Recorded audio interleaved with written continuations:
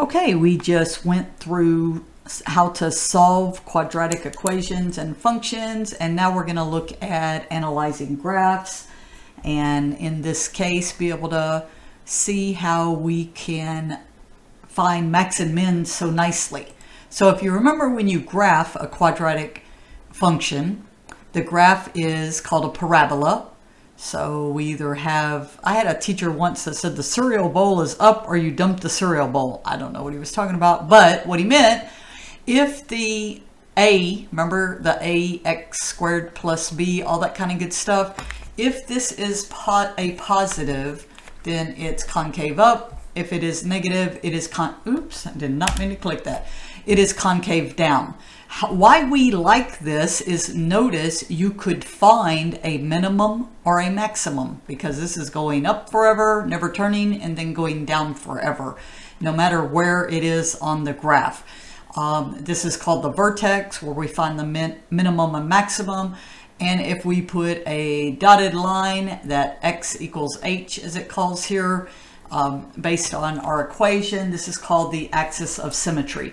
So you go through and you solve these the same way that you've been solving, but what's nice is if you can put these in this format now, it's pretty quick to find this axis, the vertex and the axis of symmetry, because we now have it in this actual format.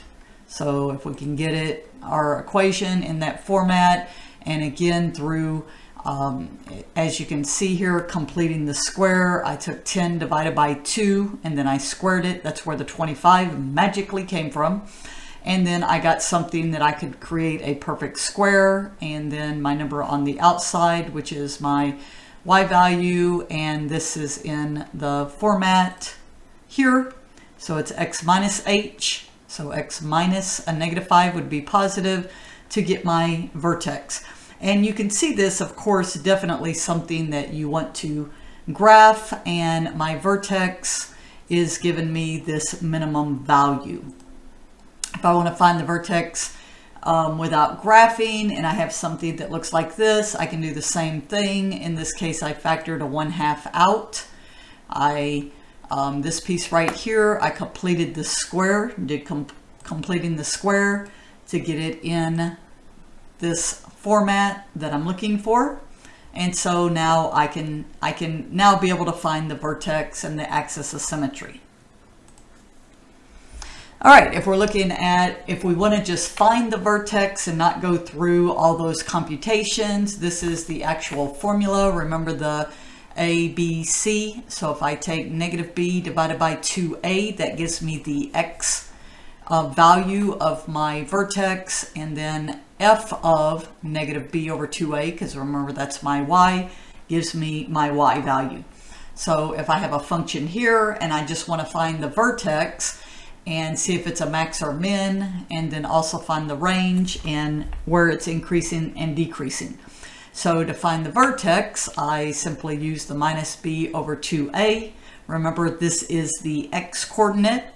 I plug that in the original function to get my y coordinate, and I get my vertex. Pretty easy to see that this graph is concave down, because that is a negative. All right, so if it was a positive, then it would be concave up, but it's a negative, so it's concave down. The range, since it's concave down, is going from -infinity up into that y value. So that's how I find the range. And since it opens concave down, then it's going to increase, looking at my, going back here, my x values. So it increases forever, -infinity to this 7, and then decreases on the other side of 7 to infinity. You find these a lot in maximization problems. So I will leave this up to you to actually solve on your homework, but this is where you're going to see a lot of these quadratic examples given with applications.